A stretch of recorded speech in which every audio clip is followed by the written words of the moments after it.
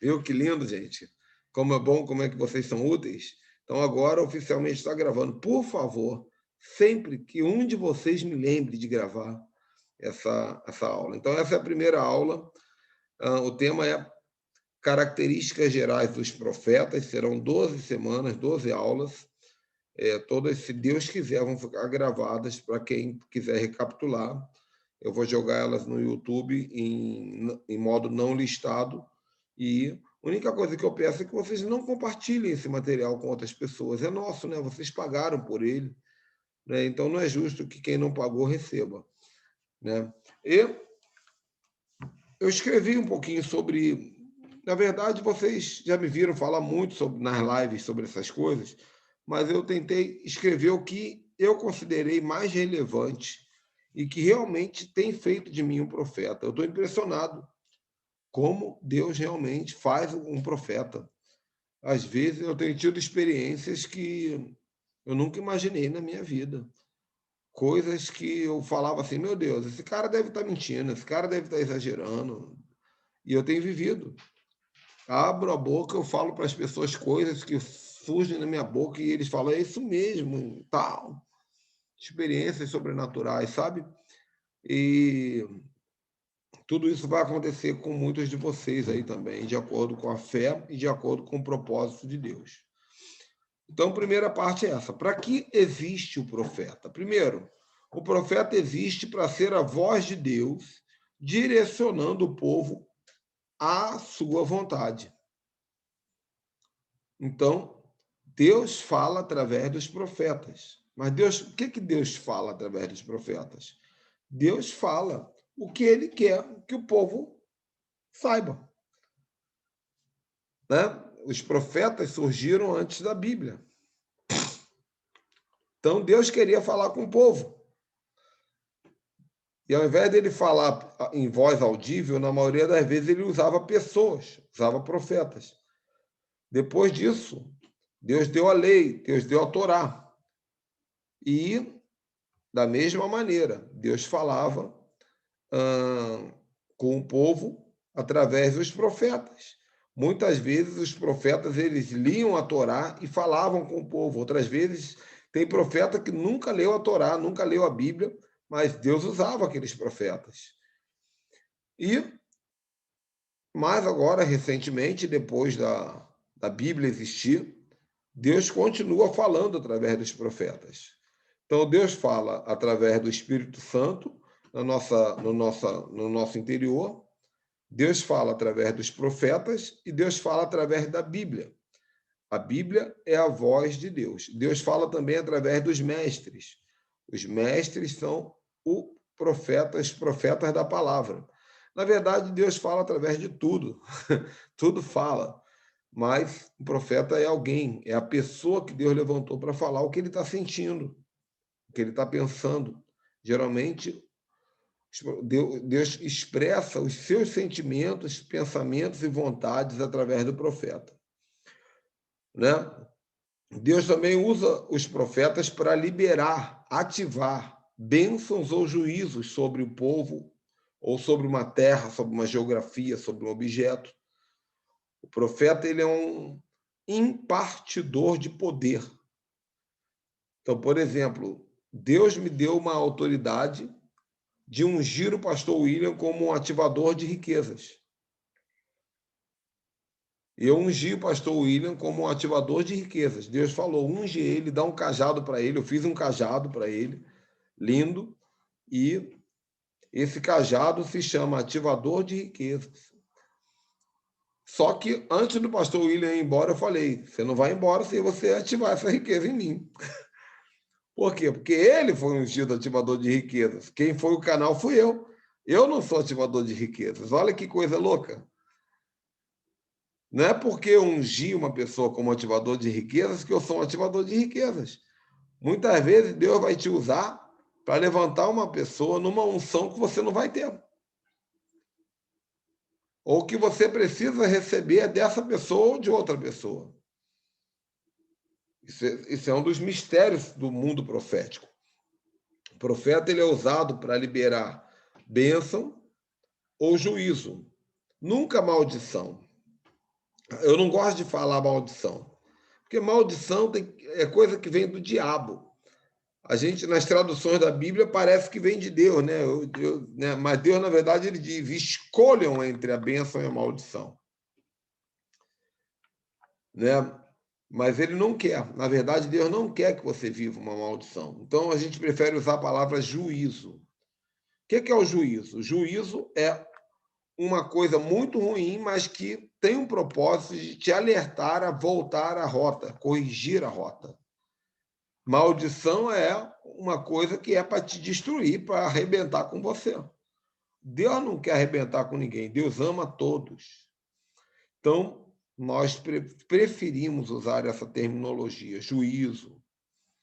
Né? É como na linguagem jurídica mesmo, né? Infelizmente, não é assim que funciona na prática,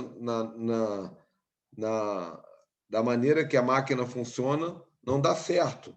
Mas a ideia seria que o criminoso fosse preso para que lá ele refletisse sobre seus atos durante o tempo da pena e saísse redimido.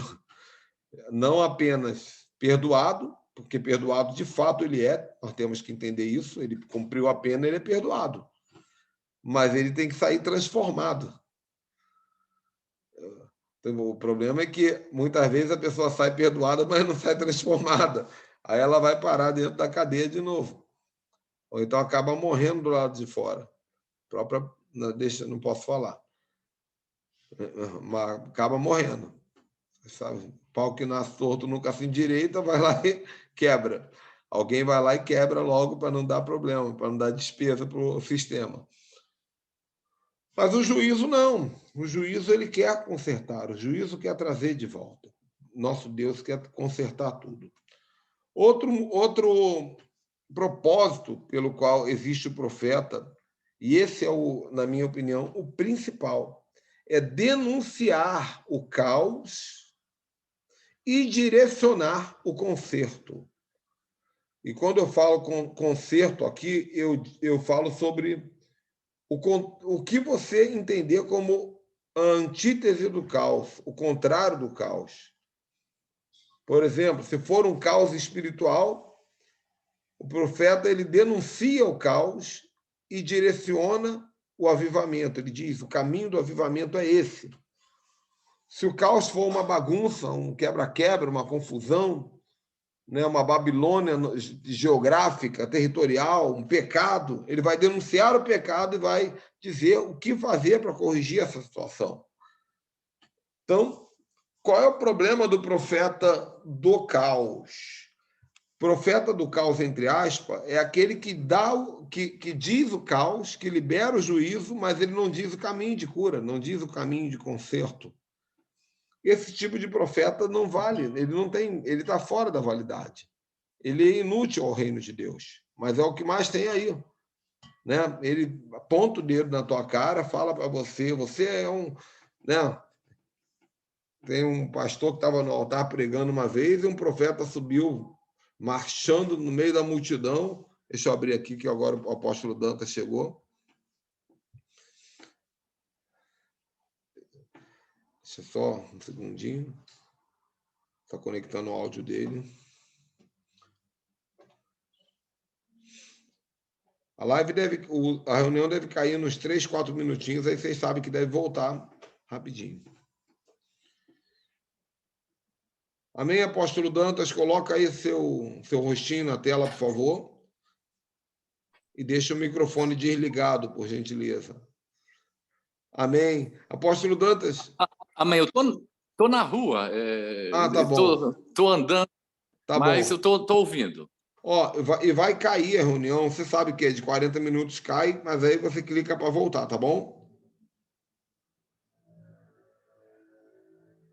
Bom, então é isso aí. Aí o pastor estava pregando, essa história é real, né? Um pastor famoso aqui do Brasil, há algumas 2 décadas atrás, estava pregando numa igreja aqui no Rio de Janeiro, com uma grande multidão assistindo, e esse pastor ele era muito usado com milagres. E um dia ele estava pregando e um profeta ele chegou marchando, rodopiando, dando cambalhota, batendo mão e pé, subiu no púlpito, soltou 10 minutos de línguas estranhas e falou: adúltero, desce! Só falou isso. E o pastor realmente estava em adultério. E esse pastor dobrou o joelho, chorou, envergonhado, se levantou, confessou o pecado dele para a igreja, disse que estava disposto a passar pelo concerto, e a igreja cuidou, tratou, botaram outro no lugar por um tempo, o casamento dele foi restaurado, mas não graças ao profeta, porque o profeta não ajudou em nada, o profeta só humilhou ele, envergonhou ele. Foi lá, se dependesse só do profeta, é porque esse pastor tinha um coração de temor, um coração quebrantado. Mas se dependesse só do profeta, esse pastor estava com o ministério acabado, com o casamento acabado, com tudo acabado. Então, Deus não nos mostra as coisas para poder destruir as pessoas. Deus nos mostra para amar, para consertar. Vocês estão entendendo, gente? Eu vou falar coisas aqui que vão confrontar vocês e vocês vão ficar um pouquinho decepcionados comigo. Mas não tem problema. Esse é o papel do profeta. Decepcionar pessoas. Então, por exemplo, dizer, estamos felizes que temos um presidente pseudo-evangélico, pseudo a favor da família, etc. Isso é bom, isso é legal. Mas nós liberarmos decretos de bênção para o partido contrário, isso é profético. Nós dizer, porque o caos está no partido contrário. E é o caos que é o nosso alvo. Eu vou falar um pouquinho mais sobre isso. O caos é o alvo do profeta. Guarda essa frase aí, porque é uma frase engravidante. Né? O que é uma frase engravidante? É uma frase que faz você desbloquear conteúdos muito maiores do que a própria frase. O caos é o alvo